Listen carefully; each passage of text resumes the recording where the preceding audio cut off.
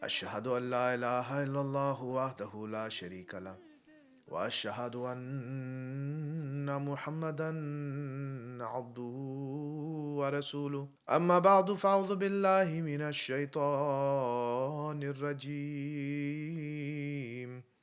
Bismillahir Rahmanir Rahim. Dear viewers, Assalamu alaikum wa rahmatullahi wa barakatuhu. In our previous lecture, we introduced the concept of Taqdeer, or divine decree, and established its fundamental importance in Islamic faith. So today, we'll examine 6 completely misrepresented, misunderstood Quranic verses that have led many to the extreme positions on this profound theological concept. Before we begin, it's fascinating to note that modern psychological research has found that how we understand concepts like fate and free will profoundly impacts our behavior, our motivation, and our mental health. Studies in cognitive psychology show that people who believe in complete fatalism often experience decreased motivation and increased feelings of helplessness, while those who believe in absolute free will without any higher purpose may experience existential anxiety. The Islamic balanced approach we'll discuss today remarkably aligns with what psychologists call an internal locus of control with spiritual meaning, a perspective associated with better psychological outcomes and resilience. So, let's get started. The 2 extremes in understanding Taqdeer. When it comes to a divine decree, people typically fall into one of 2 extremes. The first is complete fatalism, which is everything is predetermined. The first extreme is, as mentioned, pure fatalism, the belief that everything is pre-decided and human effort make no difference. Some Muslims incorrectly believe that all their actions, including sins, are predetermined by Allah, saying whatever I do is not by my own doing, but Allah's doing. This completely removes personal responsibility. Interestingly, neuroscientific research has shown that when people are experimentally introduced to believe that they have no free will, they become more likely to cheat and less likely to help others. This aligns perfectly with what Hazrat Musleh Maud, the second Khalifa of the Ahmadi Muslim community, warned about, that misunderstanding Taqdeer can lead to moral decline. The second is a complete denial of divine involvement, which is God has no role whatsoever. The opposite extreme is believing that Allah plays absolutely no role in human affairs, and Hazrat Musleh Maud describes this position as believing that God doesn't even have as much power as heads of state in parliamentary governments. These people think that God merely created the universe, established natural laws, and then stepped back as a passive observer. Psychological research shows that this perspective often leads to what psychologists call existential nihilism, a sense that life lacks ultimate meaning or purpose, which is associated with increased anxiety and decreased well-being. Both extremes are utterly wrong and destructive to faith. The Holy Quran rejects both positions completely. So to understand this further, we have to look at the Holy Quran and what it says. There are 6 commonly misunderstood, misinterpreted Quranic verses in this subject. And the first that is presented to support fatalism is where Allah has created you and your handiwork. This is chapter 37, verse 97. Some claim this proves Allah creates our actions. However, they ignore the preceding verse, which is, do you worship that which you have yourselves carved out? 37, verse 96. So the correct understanding becomes clear when we read these verses together. The meaning is, do you worship such things that you carve with your own hands? And Allah created you and the materials from which you carve these materials, these idols. This doesn't mean that Allah forces you to carve idols or worship them. If Allah had created both the person and their act of idol worship, why would He then question them about it? The verse actually emphasizes human responsibility while acknowledging that Allah created the raw materials and human capabilities. The second misinterpreted verse is, nothing shall befall us save that which Allah has ordained for us. chapter 9, verse 51. This doesn't mean every action is predetermined. When we examine the context of this verse and when it was revealed during the time of war. The hypocrites were saying that they had protected themselves by not joining the battle. Allah responds by saying that victory and defeat are in His hands, not in human calculations. So this verse is actually about Allah's decree that believers will ultimately prevail over disbelievers, a promise of victory for the faithful, not a statement about individual actions being forced. The third misinterpreted verse is chapter 7, verse 180. We have created many of the jinn and the men whose end shall be hell. This doesn't mean Allah created people specifically for hell. Such an interpretation contradicts another verse of the Holy Quran, which is chapter 51, verse 57, that I have not created the jinn and the men, but that they may worship me.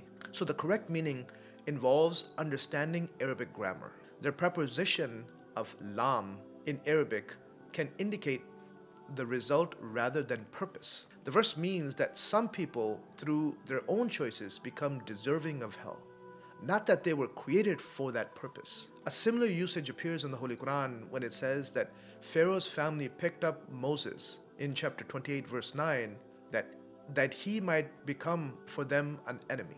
Obviously, they didn't pick him up with the intention of raising an enemy. That was the unintended result. The fourth misinterpreted verse is in chapter 10, verse 89.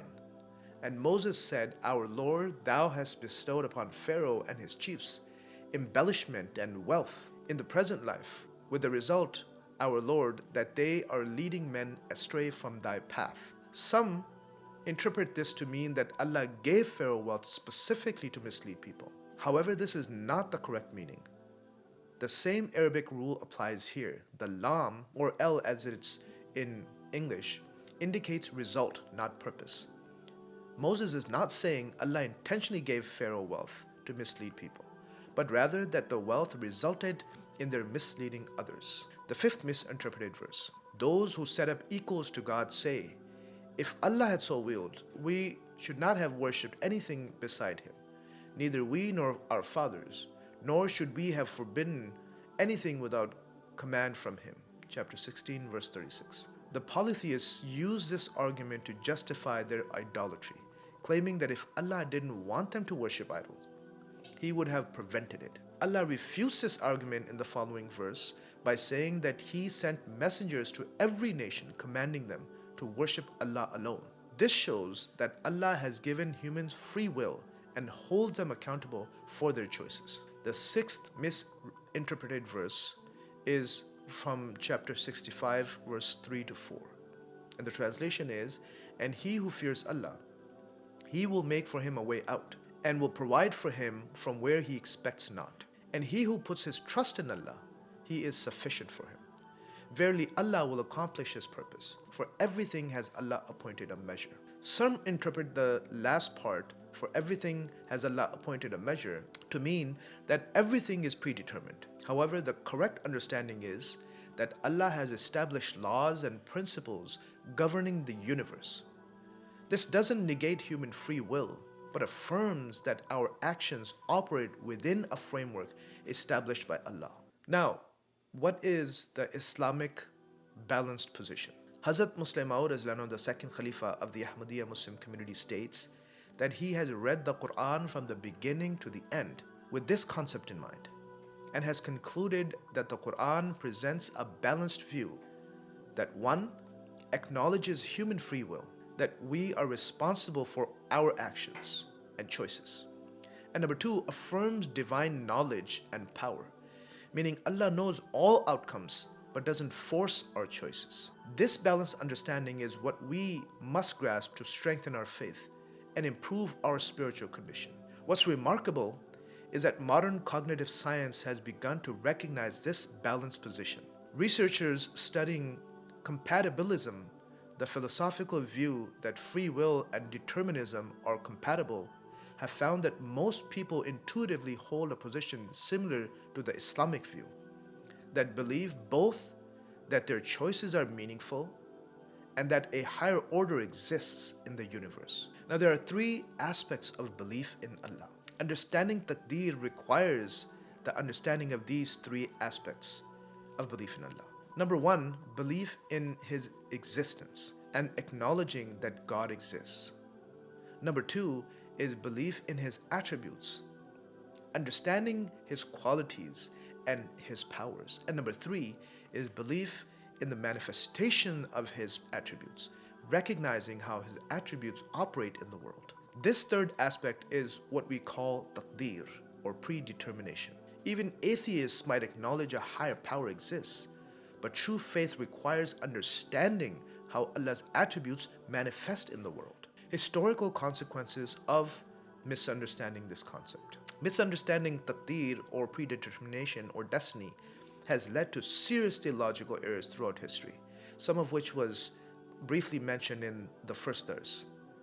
For example, Christianity, the concept of atonement has emerged partially or partly from misunderstanding divine decree. In Judaism, the belief in special salvation limited to one people arose from misunderstanding God's decree. And atheism, in which many reject God entirely due to their inability to recognize divine knowledge with human freedom. The Holy Quran states, "And they do not make a just estimate of Allah," in chapter 6, verse 92. Many nations fell into misguidance because they failed to understand Allah's attributes correctly. So the balanced approach to human action. Islam teaches that our actions are, number one, created by Allah in the sense that He gave us the ability and means to act. Number two, chosen by us. We freely choose how to use those abilities. And number three, known by Allah. He knows what we will choose, but doesn't force our choices. This understanding revolves the apparent contradiction between divine knowledge and human freedom. Interestingly, this perspective aligns with findings in behavioral economics and decision science. Researchers like Daniel Kahneman have shown that human decision-making occurs in a complex interplay between conscious and choice and unconscious influences.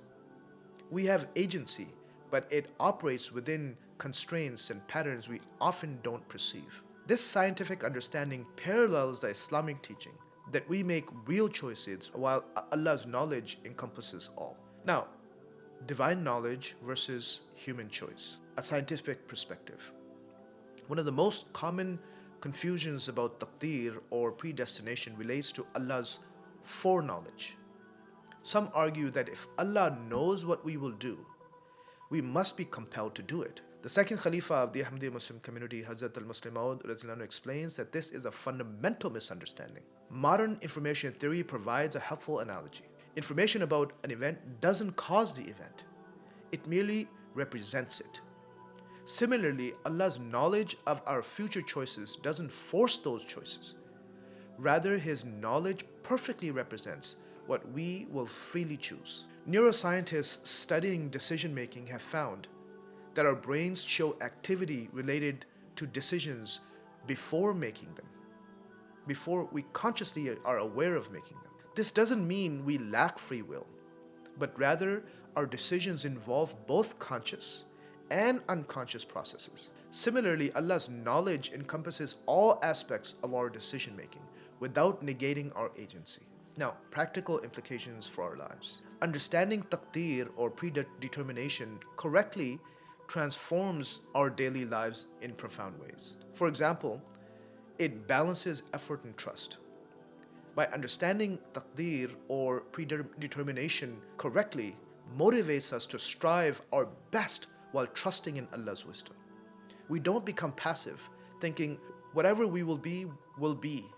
Instead, we work diligently while recognizing that ultimate outcomes are in Allah's hands. Psychological research on perceived control supports this approach. Studies show that people function best when they focus on what they can control while accepting what they cannot. Precisely the balanced Islamic teaching. Number two, it provides resilience in hardship. When difficulties strike, the correct understanding of taqdeer or predetermination gives us strength. We recognize that while we didn't choose the trial, we can choose how to respond to it. Research in positive psychology has identified this exact mindset as crucial for resilience. Psychologists call it post-traumatic growth, the ability to find meaning and even benefit in adversity. Studies show that people with religious frameworks that balance acceptance with agency, exactly the proper understanding of taqdeer provides, demonstrate greater resilience and lower rates of depression following trauma. Number 3, it promotes moral responsibilities. Rather than absolving us of responsibility, proper understanding of taqdeer highlights our moral awareness. We recognize that while Allah knows what we will choose, the choice remains ours. We will be accountable for it. Behavioral ethics research confirms that people behave more ethically when they believe both that their choices matter and that they'll be held accountable for them. Precisely the perspective that correct understanding of taqdeer provides. So in the end, the concept of taqdeer in Islam is neither pure fatalism nor complete denial of divine involvement. It is a balanced teaching that recognizes both human free will and divine knowledge and power. What's remarkable is how this balanced Islamic teaching, taught 1400 years ago, aligns with the most advanced findings in psychology, neuroscience, and behavioral economics today.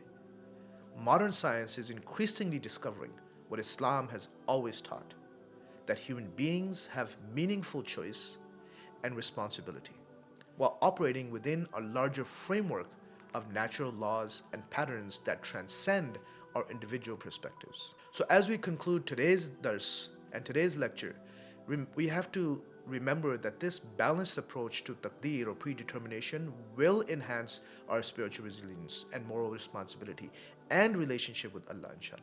In our next lecture, we will explore how this understanding affects our approach to prayer, effort, and reliance on Allah Almighty. May Allah grant us the wisdom to understand His teachings correctly and the strength to implement them in our lives. Ameen. Jazakallah for your attention and for tuning in to this new series on taqdeer. Please join us for our next lecture as we'll continue this important discussion. Assalamu alaikum wa rahmatullahi wa barakatuh. लेकिन ये याद रखना, ये ज़ुहद और इबादत सब आरज़ी ना हो, इन नेकियों में रग़बत